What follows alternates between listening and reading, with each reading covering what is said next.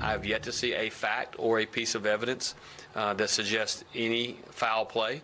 But if there is, I feel confident that the sheriff's office, the district attorney's office, the members at the Department of Public Safety that deal with these crimes, if there had been one, they will find it and they will do what is necessary.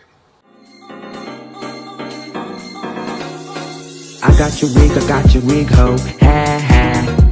You're mad, Miss Wikiana, Miss Wig, Miss Wikiana, Miss Wig, Miss Wig. You're mad, Miss Wig, ha ha. Miss Wig, Miss Wig. We know more tonight about the boat that brought Nolan Wells and his friends out to Horn Island off the coast of Mississippi this 4th of July, a trip that turned out to be the last that Wells would ever take alive. CBS News has obtained a recording of an emergency call made from the boat when it left the island around 4:30 p.m. without Wells, according to friends. The 23-foot boat had 7 people on board, according to the caller, who said the boat was taking on water and sinking. Hey, we're at the west tip of Horn, and our bilge pump stopped working. We're sinking. Can y'all please come? GPS records show the boat did make it back to the mainland safely that evening. Wells' body, meanwhile, was found 2 days later. I just know I've lost my best friend. This morning, a friend of Nolan Wells, who was with the 18-year-old the day he was last seen alive, is sharing what he says happened during a July 4th boat trip to an isolated barrier island off the Mississippi Gulf Coast. Trayston Shepard declined to speak with us on camera because he says he and his friends are getting threats. We did no wrong here, and we don't understand how we're getting so much hate behind it. We all cared and loved Nolan, and nobody wanted to see Nolan die. There's so many people out in the public asking all of these questions, but the only question that we have is what happened to our son. That is the only question. We have consistently been degraded by the public. There's been questions about our parenting, our GoFundMe, this, that, and other. I've been called a racist. I am a healthcare provider, and I take my job very seriously. I love everyone. And it's been difficult for us, but we are leaning into our faith, leaning into one another, also leaning into all of you. There are not enough thank yous, not enough appreciation for what you guys have done for us, and we do. We love you from the bottom of our hearts. Thank you. And so it is our hope that our local authorities will do what they need to do, because us having the preliminary autopsy results and hearing nothing from them, it's heartbreaking and it's concerning, which again is why we are here, why we have asked for this help. So again, thank you all so much for your support. We appreciate you, we really do. Shepard addressed this viral video that investigators have been studying. Wells's parents worried it showed their son involved in a confrontation, but Shepard said that's him, not Wells. That's the video I'm referring to. That's me yelling. Shepard says he took a boat back from Horn Island in the late afternoon, but Wells stayed behind with a girl he had met. They met that day, and it was kind of one of those things. It did come off that day that he really did like her, but that was the only time they've ever hung out, was at Horn Island on July 4th. Investigators believe Wells drowned and say there were no immediate signs of foul play. When you observed his body being found, did you take any images or document that moment? So I started taking images of the scene on the ground. There were several law enforcement boats and personnel. And later on, when I looked at the pictures and zoomed in, I noticed that you could actually see the body laying on the shoreline in those pictures. I was not trying to take a picture of the body at the time, but it ended up being captured in the wide angle. And what exactly do you see in the photos? I see a body that matches the description of Nolan Wells, laying face down at the shoreline right at the water's edge.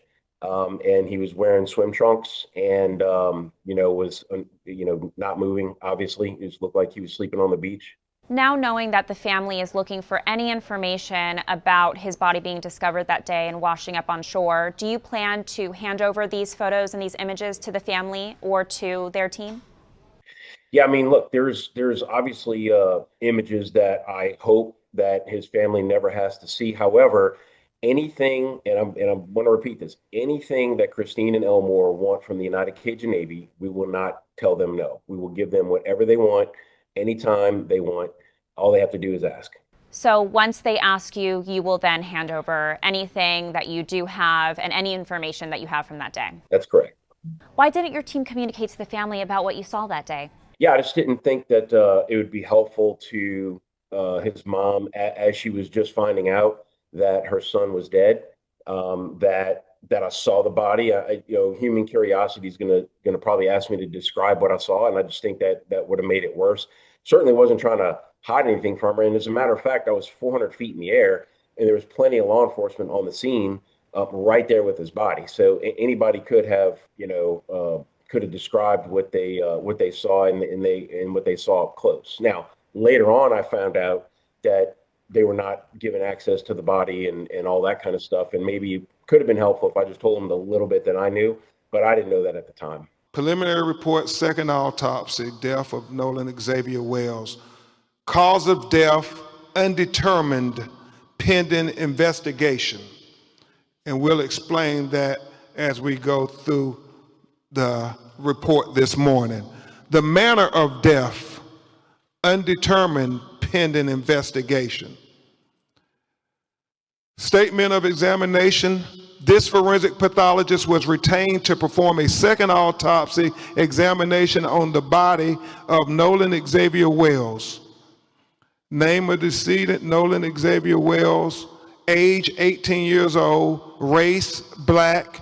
Gender, male. Date of death, unknown.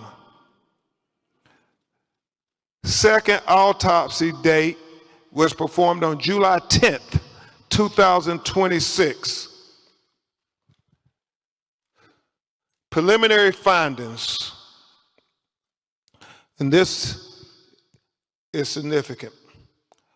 Focal area of red discoloration in the soft tissue of the back of the head, the occipital region. He said the etiology is unknown at this time. He said the body was received after the initial autopsy. He said the body had marked decompensation. He talks in the preliminary discussion opinion. This forensic pathologist identified several limitations during the second autopsy that create barriers to establishing a definitive cause and manner of death for Nolan Xavier Wells. And that's important. He talks about the fact that we didn't get to see the body when it was first recovered, like the medical examiner working for Mississippi would have seen it. He talked about the second autopsy performed on Nolan Wells revealed marked decompensation or changes. Marked decompensation can obscure the presence and absence of bruising on the skin surface, especially during a second autopsy examination. What he's saying, because the body was so decomposed that you couldn't tell if there was bruises or abrasions on the body when he received it on the 10th of July. He says, however, dissection of the back of the head during the layered posterior neck dissection revealed a 12 by 8 inch focal area of red discoloration in the deep soft tissues overlaying the occipital bone. And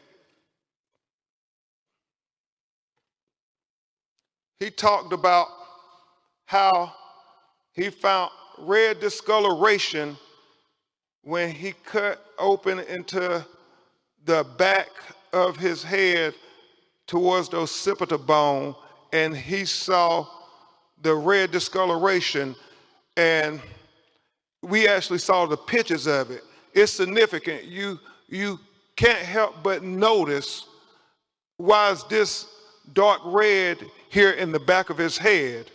And so he was important to note that in his report. He said that etiology of this finding is unclear. There are no lacerations of the overlaying skin nor fractures of the underlying skull. These findings are inconclusive for perimortem injury due to both the extensive decomposition and the absence of associated injuries. This finding, however, is significant enough to be highlighted in this preliminary report for further investigation. It is important to reiterate that the finding could not have been observed in the first autopsy because the posterior head and neck dissection were not performed.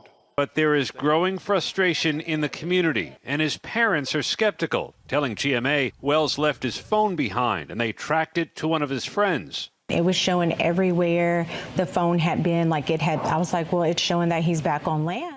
And you could tell right away that if you're hanging out in the water, it doesn't appear, in my opinion, that you would have your phone on you. Is that typical for people to have their phones, or? No, I mean, people come out here, especially on the 4th and, Memorial Day, days like that, they come out here to celebrate, and people get on the water to be off their phones, first off. Second off, if I'm sitting waist deep in water, and all my friends are, everybody's leaving their phone on a boat, in a lake, if you're sitting on a pond. If no one's getting out of the water with their phone in their hand, unless, it's to take a quick picture. But most of the pictures taken on the 4th of July were on the boat. Yeah. I mean, and, salt water, if you drop your phone in salt water, most of the time you're not going to get it back. Yeah. I mean, especially the water's murky right now because there's been a lot of rain. You can't see, the visibility isn't good. The water isn't clear like it was last year around this time. And, no one has their phone though, usually. I mean, unless you're crazy, I'm not walking around with my phone in my hand. They've been walking around Horn Island, How many people left the phone on the boat? Was it just his phone when y'all left, or did other people have phones on the boat? Absolutely not. There was at least, I rode out here on a different boat, like I told you, and I grabbed my phone when I left the Palm Beach to get on the boat with Triton. To get on the boat with Wyatt because we were having, boat issues. And when I got on the boat, there was phones everywhere on the console.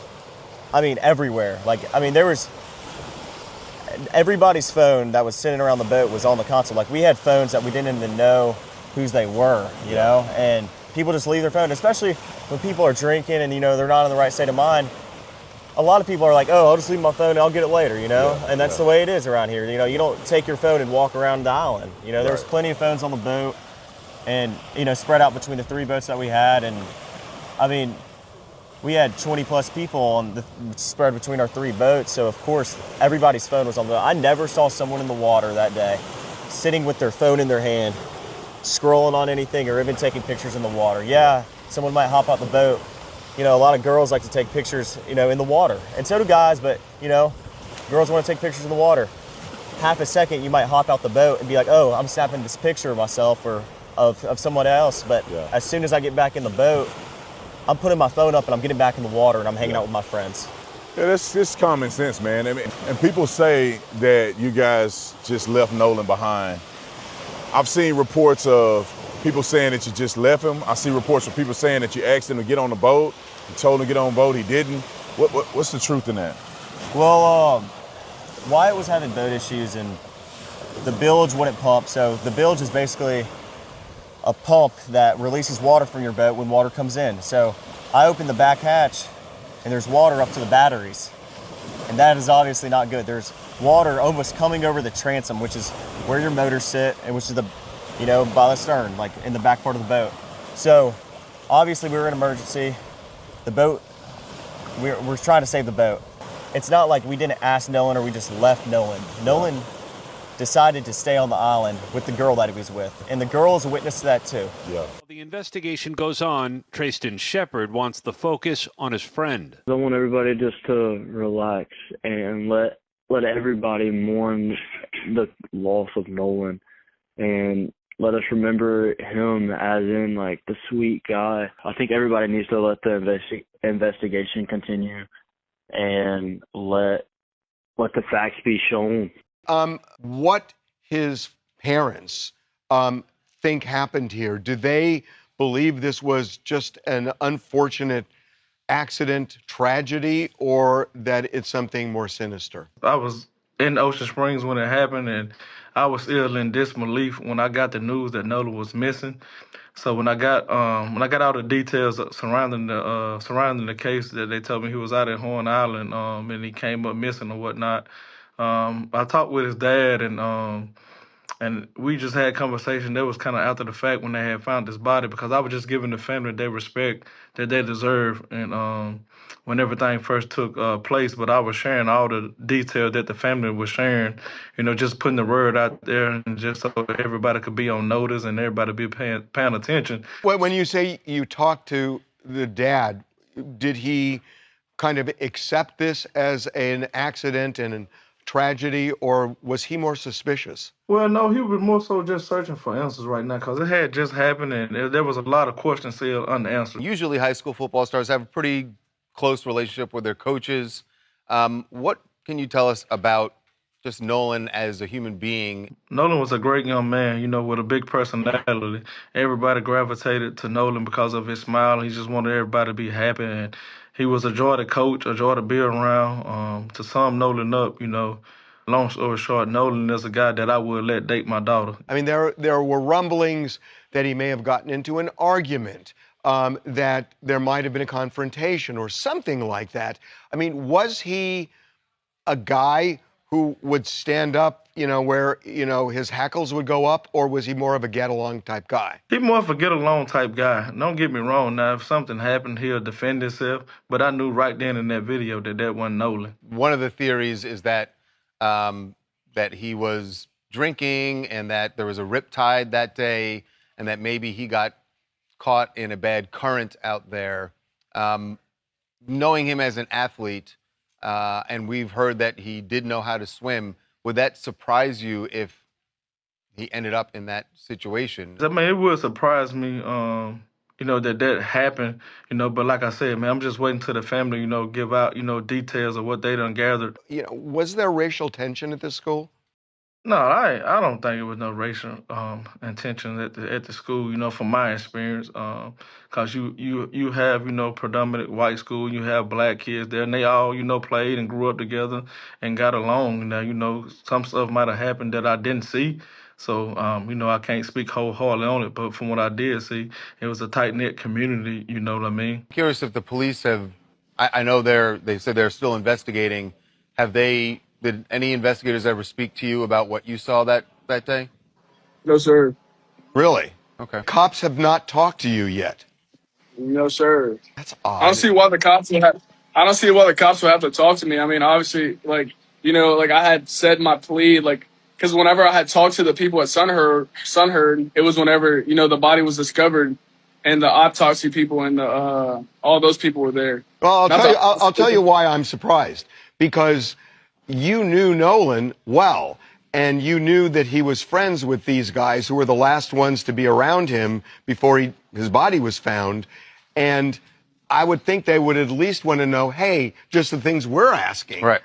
Did you ever hear of any of this stuff? It's odd to me. Just to gather information. Yeah, that the cops wouldn't have contacted you. Yeah. And that's fine. I'm completely fine with that. Like I said, I have nothing to hide. That's my boy, and I want him to find justice. This whole case thing, whatever, this whole situation, and none of this adds up to me. So it's really hard, for people to just keep on saying things when like none of it adds up, honestly. Y'all pretty much having a good time. Just like anybody would imagine, 18-year-olds, probably 20-year-olds, college students, out on the island, women. You probably had alcohol, y'all having a good time. Yeah, of course. And so where's Nolan in this? You guys out there, the friend groups are out there, 3 boats full of people that came out there that seem to be the closest friend group. Right.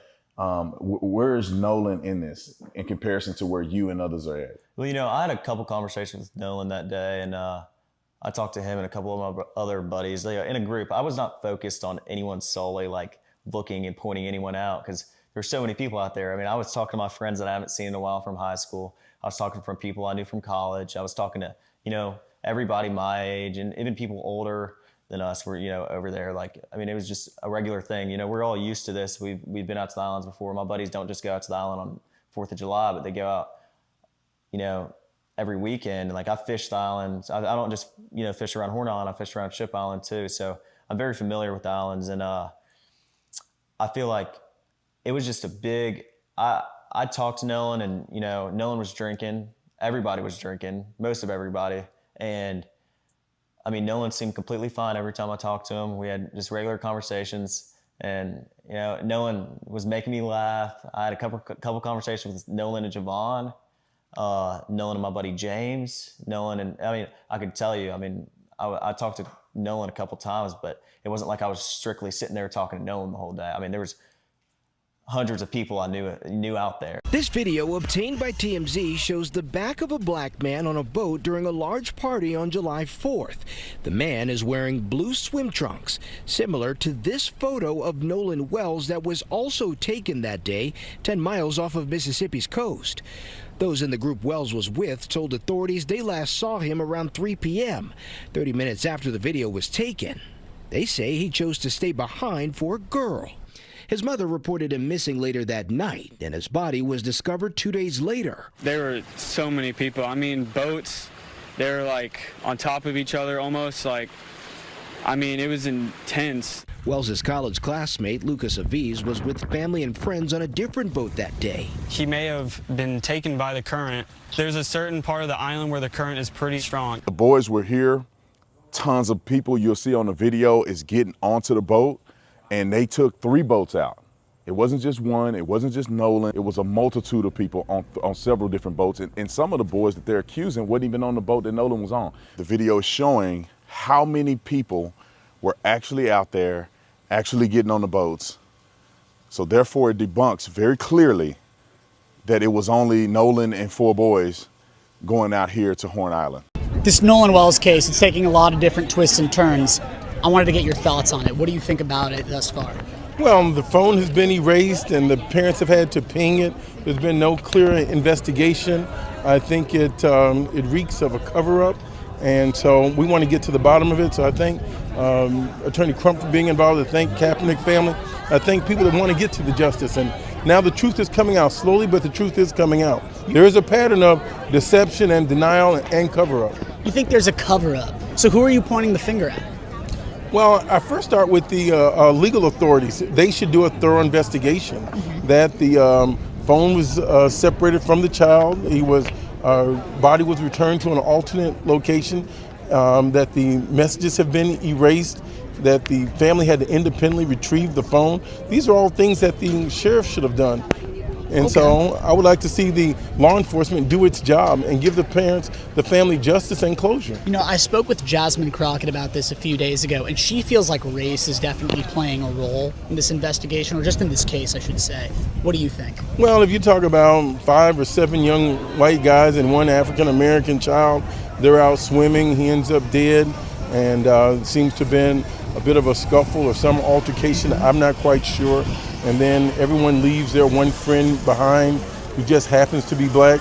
Well, this is also, as we speak today, the anniversary, the date of Emmett Till's birth. This is a memorable day in history, especially if you have heard this story before. On August the 28th, 1955, a horrific event would happen which would cause uproar, distress and controversy. This is Emmett Till. Emmett was a black African-American teenager, and at the age of 14 years old, He was murdered in a racist attack that shocked the nation and provided a catalyst for the emerging civil rights movement. It is said the Till family were visiting relatives in Money, Mississippi, and Emmett encountered a local white woman, and it was said he was harassing her. Days later, that woman would find her relatives and abducted that young man to be soon relentlessly beaten to death, and his body chucked into a nearby river. His mother intended that there should be an open casket funeral, to show the horrific violence there was on black people in the South, in hope that fear would run through their veins, and do the humane thing, to take a stand and fight for their rights in order to survive the oppression that they faced. Justice was not brought towards Emmett Till's death. Nevertheless, his brutal death would set a light for a nation of many oppressed, and not just of his skin color, into standing up to fighting for equal rights for many years to come. Well, a grand jury in Mississippi today declined to indict the white woman whose accusations set off the lynching of Emmett Till nearly 70 years ago. Carolyn Bryant Dunham, now 88, initially claimed that Till made unwanted advances towards her at her family's grocery store. It led to the brutal torture and lynching of the 14-year-old. The prosecutor said the grand jury found insufficient evidence to charge Dunham. And so I come from Chicago, and that was a Mississippi case, so history is repeating itself again. History is repeating itself. So you're comparing the Nolan Wells case to the Emmett Till case? Well, I'm just saying that there's a similarity, that there's a chord, there's a melody that comes from injustice, that the people that killed Emmett Till, they knew who did it, and they never were prosecuted. The young people that were around Mr. Wells, they know something, and they've never been thoroughly interrogated. Well, it is an ongoing investigation. I mean, we still have some way to go. How do you think this is all going to shake out? Well, I want the truth to come forward. I want the young people to say what they know. I see they're lawyered up, they're behind their family members that have judges. As a former prosecutor, I'm shocked a sitting judge would do this. Judge Ashley Cole, the mom of one of the men who was with Nolan Wells before he was found dead, got on Facebook claiming she wanted to dispel rumors with facts, and then laid out this whole timeline of what she says are facts of what went down that day, even though she wasn't there. And this is still an active death investigation. A judge commenting could influence or intimidate witnesses before they've even spoken to investigators. That is exactly what you don't want in an active investigation. It's the reason judges are held to a different ethical standard. This is not how homicide cases go. Law enforcement investigates. Detectives interview witnesses. Prosecutors evaluate the evidence. Judges don't even get involved until legal issues are brought into the court. When you're a sitting judge, you're not just another parent on Facebook. This is exactly the type of situation the Mississippi Code of Judicial Conduct is designed to prevent. Judges are expected to uphold public confidence in the judiciary, remain impartial, and avoid not just acting improperly, but even appearing to act improperly. She literally said she was going to dispel rumors with facts, and then publicly filled in the very facts investigators are trying to figure out. None of this is okay. They've had days and weeks to corroborate stories, and so we need an independent investigation. The phones have been erased, the pictures have been deleted. Nolan Wells bombshell tonight. The dead teen's messages deleted after his body washes ashore. Caitlin, now allegations have reared their ugly head that his phone has been tampered with and items have been deleted. Explain. They had his phone. And when his mother was looking for his phone when he was missing, there were two different ways to identify it, either a Snapchat location or a Life 360 location. They showed different locations, which is very possible because one updates automatically, the other only updates when you open the app. But when she finally tracked it down, she says there was nothing on it from that day. The family had to independently retrieve the voice messages themselves. The state has not lifted a finger then or now with Emmett Till or with Wells to get to the murder of a young black child. Who does an independent investigation? You're saying the sheriff's department isn't enough. So then who handles it? Well, like we've seen before, this is where the federal judiciary is supposed to come in. But there's been feds. Oh, absolutely. Okay. I mean, it's a murder. This Mr. Wells had a right to be alive. He has a right to life, and that's been taken from him. So who did it? And if the local judiciary fails you, then this is where the federal government is supposed to supersede and intervene. So I would like to see a federal investigation. There are a lot of disturbing circumstances surrounding this young man, the star athlete's death, and I am not letting it go. Joining us, Dr. Kendall Crowns. He is the chief medical examiner of Tarrant County, Fort Worth. Literally thousands and thousands and thousands of autopsies under his belt. He is the esteemed lecturer at the Burnett School of Medicine at TCU. I don't have to explain to you what it takes to become not just a medical examiner, but the chief medical examiner in a metropolitan area like Fort Worth. All that aside, COD, MOD, undetermined. But what jumped out at me, among so many things, Dr. Kendall Crowns, what does he mean about the red discoloration in the deep, soft tissues overlaying the occipital bones? What is that? Translate. So what that is the occipital bone is the bone this is your skull. It's the bone in the back of your head, the directly back side of your head. So when he's describing these hemorrhages in the deep, soft tissues, it means deep in the musculature that holds your head in place, there is a red discoloration. What could this be? It could be settling of the blood from decomposition or from lividity, cooling of the blood. The body has been kind of put on its back and transported to Washington, D.C.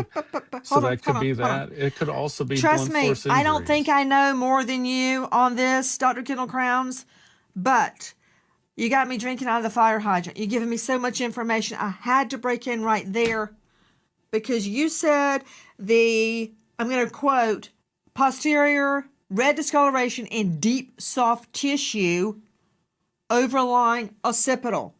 Deep, soft tissue. To a layperson like me, that means it's deep below the skin, and you just stated that could be from the settling of the blood. In other words, if he were lying on his back when he died, the blood would settle to the back of his head. But isn't it true to you, Brian Trasher, Vice President, United Cajun Navy? The Navy participated in the search, and I got to clear up that whole thing about fully clothed with you. That said, isn't it true? And I'm looking at the picture on my phone that I got from an undisclosed source. I'm looking at Nolan's body on the beach. We are not showing it. He's face down, isn't he? Yes, that's correct. Yeah, he was when we flew over. Okay, I'm going to come back to you about the clothing. Yeah. What? Repeat. When we observed him from the air, yeah, he was face down and he was wearing swim trunks and only swim trunks. I think that the term fully clothed just got taken out of context. When you look at the body from high up, it appears at first like he had on a shirt with swim trunks, but he does not have on a shirt. He only has on swim trunks. That's a whole peripheral issue. But back to Dr. Kendall Crowns. So, Dr. Kendall Crowns, you may have an explanation for this. I've already thought of one, and I'm not a medical examiner, but I don't see how the deep red, I'm talking about, was there a blow to the back of the head? Did he fall off a boat? Did he hit his head on something else? If it turns out he drowned, how did he get in the water? Why was he in the water? Why did everybody leave him?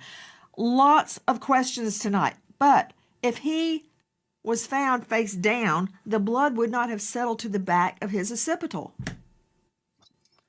Well, that's correct at the initial autopsy, but he was also transported to Washington, D.C. on his back, I assume, not on his face. And so after death, you can still have pooling of the blood in the dependent areas if the lividity is not fixed. Or even if it is fixed, you can have pooling.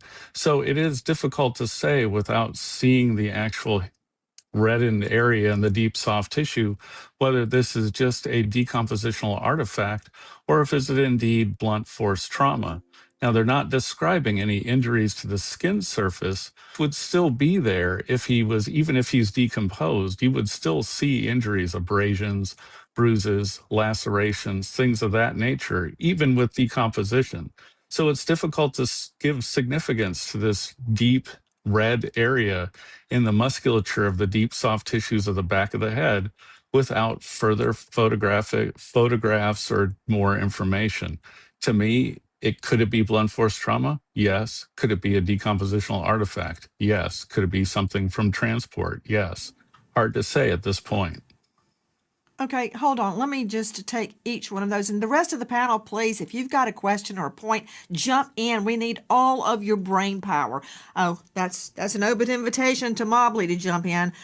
But 3 things you said, that there could still be pooling of the blood. And I don't want to be too DEFCON 4 into this and get lost in the weeds, but Nolan is dead.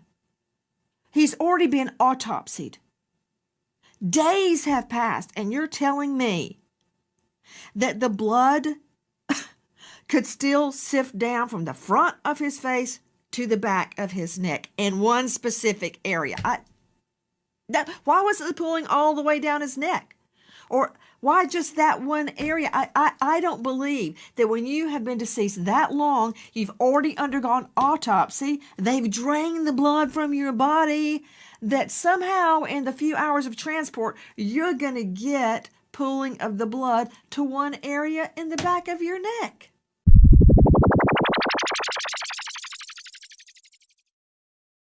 An autopsy report, it has officially been released. But the results are inconclusive. This is because the second medical examiner could not review all of Nolan's body. WDSU reporter Chantel Davis reviewed that autopsy report. She's in Jackson County working to get some answers. Chantel.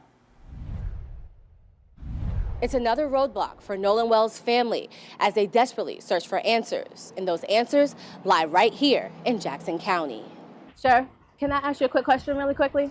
Can I ask you a question? I'm Chantel with WDSU in New Orleans. Working to get answers for a family desperate for clarity. The only question that we have is what happened to our son.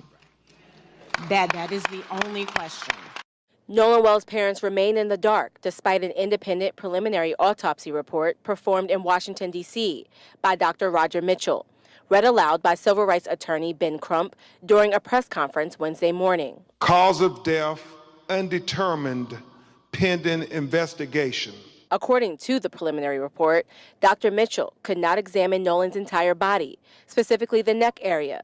The report reveals part of the neck were not received with the body.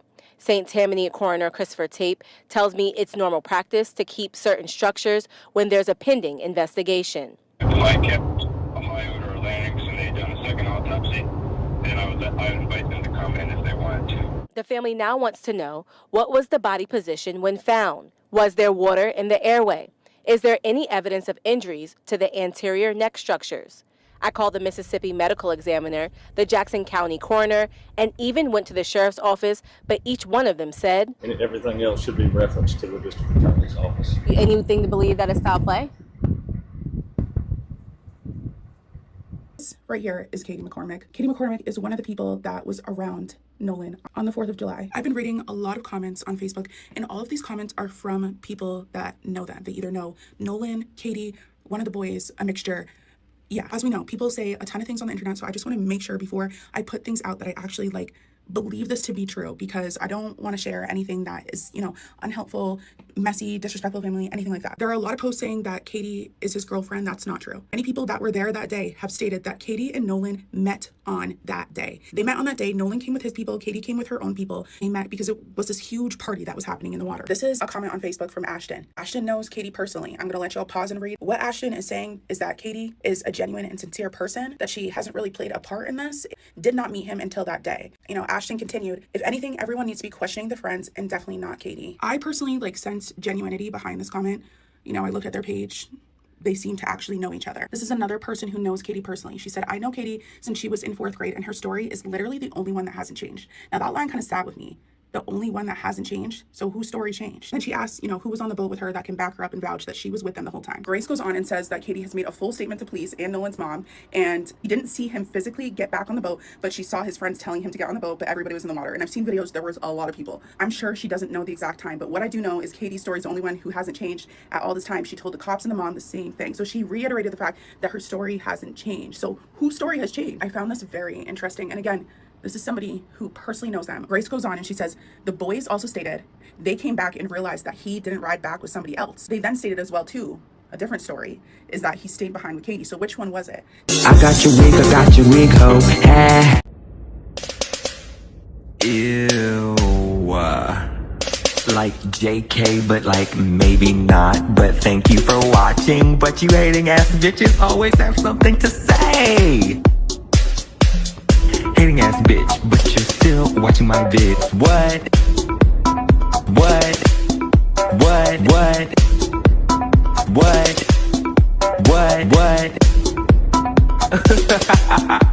You're so upset. But that's like okay, because have a piece of bread, have a Xanax, relax, because I said what I said.